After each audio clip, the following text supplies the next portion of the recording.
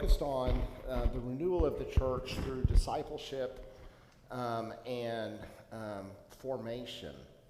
And Alpha is a look at the basics of the Christian faith and life. And so over the next several weeks, we're going to be exploring some of these themes that are found in Alpha.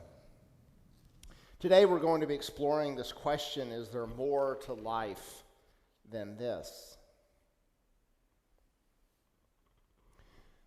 I think growing up here in Oklahoma, the expectation that was placed upon me as to what life was all about was that you grew up, you graduated high school, you went to college, you got a degree, you found a profession, you got married, you had kids, and that was the whole meaning of life. You know, at various times in my life, I would sit there and maybe ask fleeting questions about deeper questions, but ultimately I thought life was all about finding the person that you love, marrying them, having kids, and one day retiring. I think that many of us maybe kind of go through life asking some of these same questions. We don't really take the time to think about the big questions about what is next, about is this all there is to this life? Bernard Levin was one of the great columnists of the last century, writing a long time ago, but he wrote this. He wasn't a Christian, but one time he wrote, for the 14,000th time, I'm not a Christian, but he said this: countries like ours are full of people who have all the material comforts of the world. Together with such non-material blessings as a happy family, yet they lead lives of desperation, understanding nothing but the fact that there is a hole inside of them, and however much food and drink that they pour into it, however many motor cars and television sets that they stuff it with, however many well-balanced children and loyal friends they parade around the edges, it still aches. Russell Brand, said that drugs and alcohol are not my problem. Reality is my problem. Drugs and alcohol are my solution to fill the hole that is inside of me. I think that looking back, many of us might say that there are times in which we have experienced and felt a sort of similar hole, a hunger in our lives, a spiritual hunger for something more. Jesus said, I am the bread of life. He said, I am the one who can satisfy the spiritual hunger that really nothing else satisfies. There was a Japanese woman who explained that in Japan there were like two stomachs. One stomach, she says, were for ordinary food, for meat and potatoes and that kind of thing. And that's like, I guess, the equivalent of the kind of things that Bernard Levin was talking about. Good things. Maybe, possibilities and relationships and the real kinds of things that fills up one's stomach. But the woman said that there is a second stomach. And in this stomach, she says that they fill with rice. She said, unless we eat rice, we do not feel satisfied. I guess if Jesus had been speaking to a Japanese culture, he might have said, I am the rice of life. I am the one who can satisfy the other stomach. I'm the one who can satisfy the spiritual hunger. Now, why is that? Jesus said it this way: I am the way, the life, and the truth. I am the way. Had a friend who shared a story about she had hired a college-age student who was an international student to come and help with her kids after school, and she sometimes got American idioms off just a little bit. One evening, as they're trying to get dinner ready, they hear this ruckus going on upstairs, And she ran upstairs, and what she meant to say when she heard this ruckus is she wanted to say, "What in the world are you doing?" But rather, she actually said, "What are you doing in the world?" Many of us might ask that same question, what are we doing here? In other words, why am I here? Where have I come from? Where am I heading? Who am I? What is the point of my life? Is there meaning? Is there purpose? These are oftentimes the questions that we sometimes ponder. The Russian novelist Leo Tolstoy, who wrote War and Peace, reflected on this, talked about this, and he described that as a child he had rejected Christianity. And he had started to search for some meaning and purpose in his life. He thought that maybe the purpose and meaning in life was worldly riches. Or maybe it was having fun, and he would sit there and he would fill his life with going out and parties and drinking and food. He lived a life that was promiscuous. He led a worldly life, and Tolstoy said, "I still feel empty." So he thought, well, maybe money is the answer. And he inherited a great deal of money. He started to make a bit more money as he started writing books. And he said that he found that money was a little bit like seawater. The more you drink of it, the more that you become thirsty. He thought that maybe fame and success then would make him happy, and if I can really be successful, then I could be happy. And many experts on literature would say that he probably wrote one of the 2 or 3 greatest novels in the whole world, and success did not satisfy him. Jim Carrey, the comedian and actor, once said, "I think everybody should get rich and famous and do everything they have ever dreamed of, and they can see that it is not the answer." Tolstoy saw that it was not the answer. He thought, well, maybe it's about relationships, and so he got married, and he had a family, and he had 13 children. He was surrounded by what everyone would say was a successful life. He had money, he had fame, he had a family. He had everything, it appeared, that was necessary for happiness. And he said, yet that one question drove him to the verge of suicide, and the question was this: what meaning does my life have that the inevitability of death does not destroy? He started to think about this, and he thought, well, the philosophers must have an answer to this question. The scientists must have an answer and have knowledge that they can provide. So he started to research every field of science and philosophy to try to come to the answer of what was life all about. When he looked around at his friends and his contemporaries, and they weren't really even facing up to the question, eventually he found it in the very poor in Moscow. But they had found their answer in the faith in Jesus Christ. 100 years later, nothing changed. Freddie Mercury, the lead singer of Queen, had amassed a huge fortune. Thousands and millions of fans followed him, and he admitted in an interview shortly before his death that he was desperately lonely. He said, "You can have everything in the world and still be the loneliest man. Success has brought me world idolization and millions of pounds, but it has prevented me from having the one thing that I really wanted: a loving, ongoing relationship. And ultimately, there is only one relationship that is totally loving and goes on forever, and that is a relationship with God. And Jesus said, I am the way to that relationship." So what difference does it make?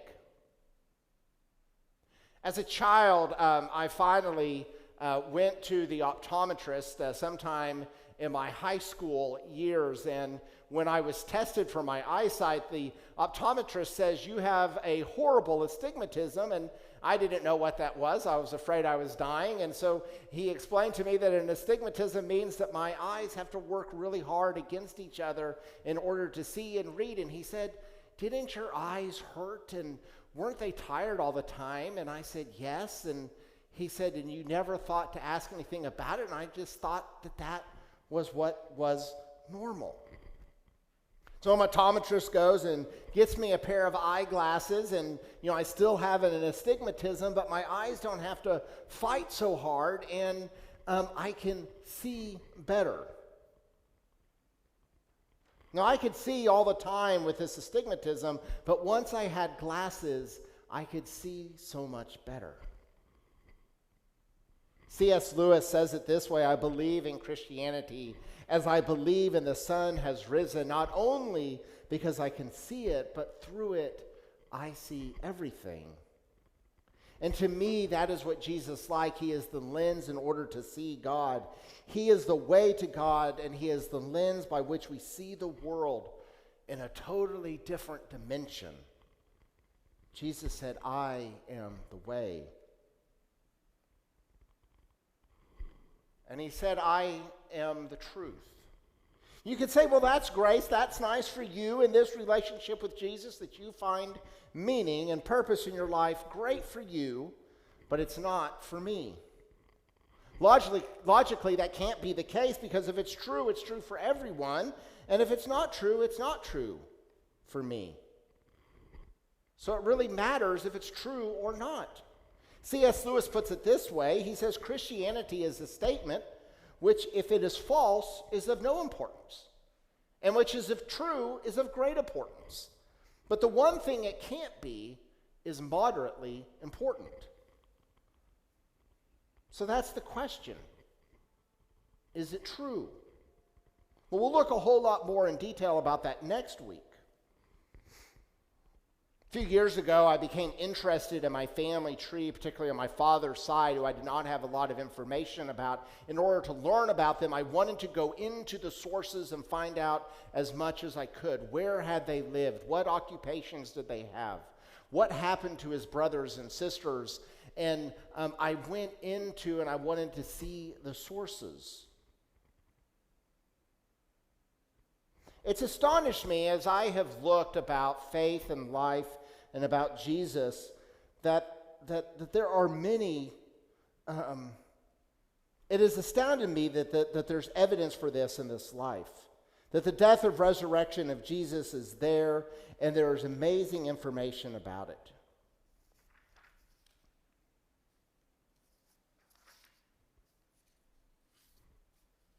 Excuse me.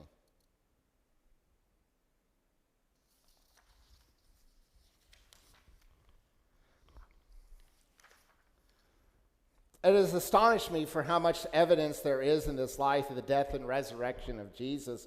Of course, there are many highly intelligent people who are atheists, but equally there are many highly intelligent people who have looked at the evidence and they have come to the conclusion that Jesus is true. One former professor of modern history at Oxford University described the resurrection as the best attested fact in history. Don't know if you've ever thought about how many of the pioneers of modern science were believers. People like Descartes and Newton, Kepler, Galileo, Copernicus, the list goes on and on. Or take one of the greatest scientists of our time, Francis Collins. Francis Collins was the director of the Historic Human Genome Project, one of the most respected genetic biologists in the world. He talks about how he investigated the evidence and he was amazed.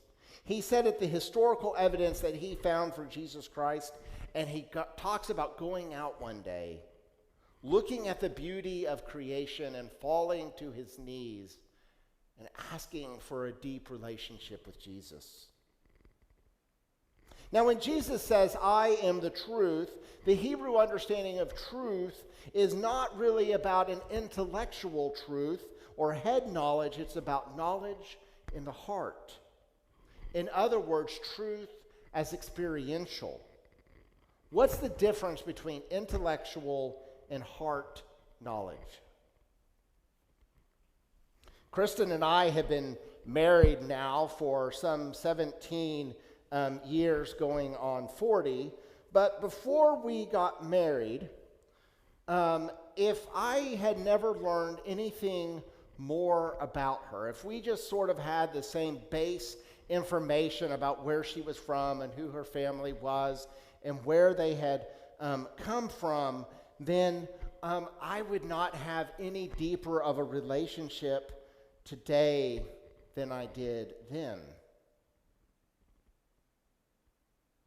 When Jesus said, "I am the truth," he was talking about an experience of truth. That we could have a relationship with him and experience Jesus, not just that there's evidence for the resurrection, but we can actually experience a relationship with Jesus. Jesus says, "I am the way and the truth," and then he said, "I am the life." He said, "I have come so that you can have life and you can live life in its fullness." And he said that he would come to deal with the stuff that stops us from doing that. The things that spoil our lives and stop us from enjoying it in the full. Now, I hate shopping. I loathe shopping. I am allergic to shopping, and I don't think I'm the only person. There was an article in the Evening Standard which was entitled, "Official: Men Find Shopping Stressful." Now, I don't want to suggest that there's any sort of gender stereotype, but I just want to read you what this, not my words, what the article said.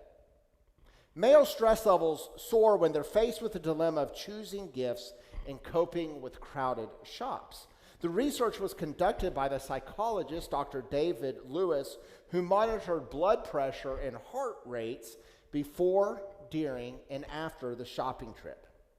The peak levels of stress were equivalent to emergency situations experienced by fighter pilots or policemen going into dangerous situations.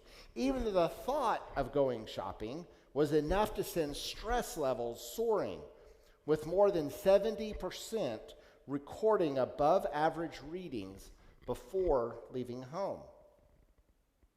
Now, this is what I feel about shopping.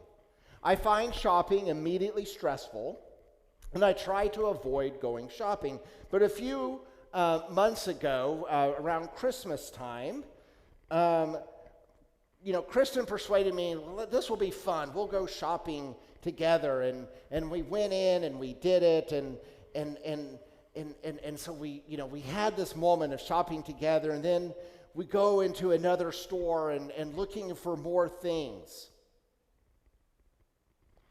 As we finished our shopping and we picked out some things, we're leaving and the alarm goes off. I don't know if you've ever had that experience of trying to leave the store and suddenly the security beeps start going off and you have to try to convince them that you have not stolen anything. Store employees came over to look at us to see if we were thieves.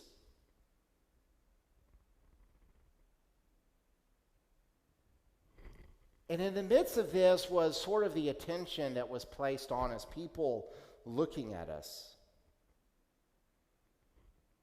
People who were stopped looking and were various places. They stopped 6 people, they isolated the 6 of us and put us sort of in a little space.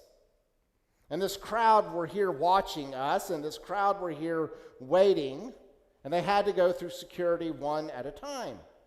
First went through one, fine, and a second one went through, fine, a third, a fourth, all fine. And then it was Kristen's turn to go through. She went through, fine, that left me. I went through security and off went the alarms.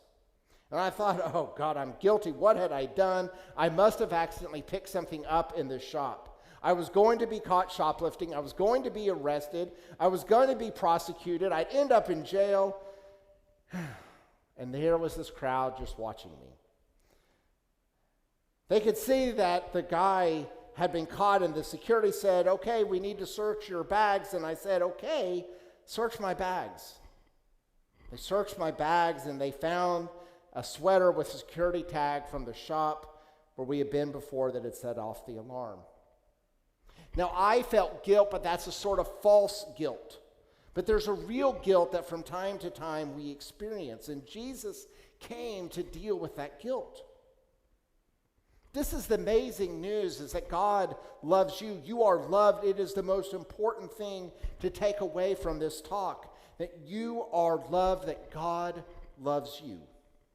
He came in the person of his son, Jesus, to die on the cross for you and for me. He took our guilt. He took our bad stuff in your place, in my place, in order that we might live free lives to enjoy life in the full. And this is the most wonderful and amazing news. And to me, it was totally life-changing.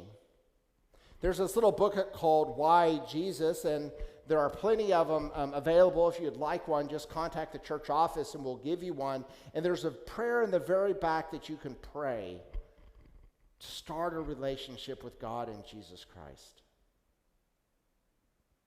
There was an article about the rocker Alice Cooper, the musician, and he talks about his own conversion this way.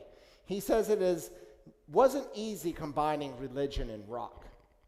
It's the most rebellious thing I've ever done. Drinking beer was easy. Trashing a hotel room was easy. But being a Christian is a tough call. That's real rebellion. The Christian life is not easy, but what I would say is that my experience of this relationship of God through Jesus, it is not boring, it is not untrue, and it is not irrelevant. I do believe it's true. I do believe that it is relevant, and I have found that Jesus is really the bread of life that fulfills the world. He's the one who gives us meaning and purpose. He's the one who satisfies the hunger. There's so much to explore during these next few weeks. I want you to encourage you to discuss and think and reflect together. That this is a really exciting thing that we get to do. But what I have found is that Jesus really is the way, the truth, and the life. In this relationship, we find life and find it in its fullness.